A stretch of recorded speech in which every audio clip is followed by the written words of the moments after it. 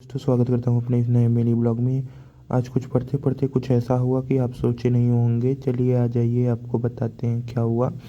सबसे पहले मैंने इस फायर का एक लेक्चर नंबर बचा था वो वाला किया, क्योंकि उसमें ही पता लगेगा कि परसेंटेज, ये परसेंटेज है, परसेंटेज DLF ये सब कहाँ यूज होंगे, कब यूज होंगे, किस डेटा टाइप के लिए कौन सा यूज होगा। बाकी उसके बाद मैंने लेक्चर 10 कंप्लीट किया। उसमें लेक्चर 10 में हमने पढ़ा इफ़ एंड एल्स का स्टेटमेंट वगैरह ये सब पढ़ा। फिर उसके बाद कितने इफ़ एंड एल्स के सिंटैक्स लिखने की पूरी कैसे सिंटैक्स लिखाएगा उसका वो पढ़ा। फिर उसके बाद इन सब चीज़ों का लेके फ़्लो चार्ट मतलब फ़्लो चार्ट कंडीशन कैसे बनाया जाता है, प्रोग्राम लिखने से पहले कैसे छोटा सा एक फ़्लो चार्ट रफ आइडिया के लिए बना ले, जिससे कि मेरा कॉन्सेप्ट पूरा क्लियर हो जाए।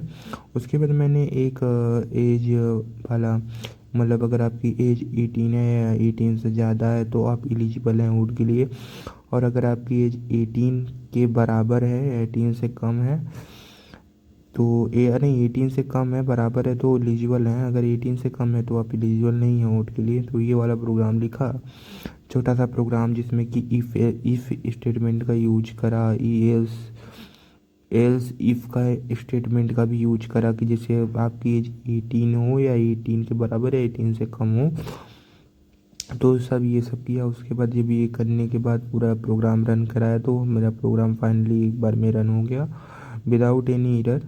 बहुत अच्छा लगा ये देख के। और फिर उसके बाद मैंने फिर लेक्चर कंप्लीट किए करने लगा, तो फिर लास्ट में क्या हुआ कि मेरे साथ एक मतलब लेक्चर के लास्ट में क्वेश्चन मिला। इस क्वेश्चन में मैं आपको समझाता हूँ कि ये क्वेश्चन क्या था, कैसे था। इस क्वेश्चन में ज़्यादा कुछ नहीं था, बस इतना था कि जैसे कि आपको दो स्टूडेंट हैं, जैसे कि दो स्टूडेंट अगर मैथ और साइंस दोनों में पास हैं तो उनको एक प्राइज गिफ्ट करना है, या फिर अगर मैथ में अगर पास है केवल और केवल साइंस में पास है तो उनको एक प्राइज डेडिकेट करना है। या फिर थर्ड कैटेगरी के स्टूडेंट होते हैं जो कि किसी में पास नहीं होते, तो वो उन टाइप स्टूडेंट के लिए भी हमको एक मतलब उन लोगों को भी गिफ्ट करना है। क्या गिफ्ट करना है ये आप सोच सकते हैं। बाकी जब मैंने ये प्रोग्राम लिखा तो पहले तो लिखने लगा, अपने मन से पूरा एक प्रोग्राम बनाया, उसको रन भी करा तो रन भी हो गया।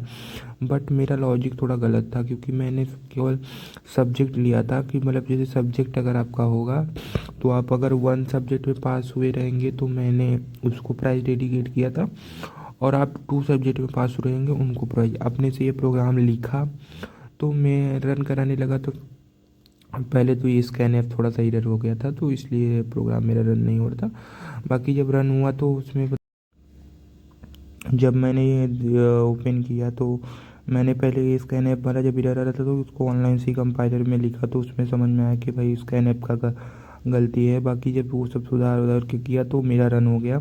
इसमें मैंने सब्जेक्ट लिख दिया था, बस यही गलती किया था। बाकी फिर मैंने इसको देखा कि भाई मैंने सोचने की प्रयास की, थोड़ा टाइम लगाया। फिर मैंने अपने से कुछ थोड़े बहुत चेंजेस किए, बट वो चेंजेस मतलब वो चेंजेस वर्क नहीं करा। वो बार बार एरर तो कर रहे थे, या फिर बार बार उसमें इफ़ वाला और स्टेटमेंट एंड एल्स इफ वाला स्टेटमेंट यूज नहीं हो रहा था, उसमें एल्स वाला ही डायरेक्ट प्रिंट हो जा रहा था। दैट्स वाई फिर मैंने उसको चैट जीपीटी पे से फ़ोटो बनाया इस प्रोग्राम का, तो चैट जीपीटी ने हमको हमारा लॉजिक बिल्ड करने में मदद किया।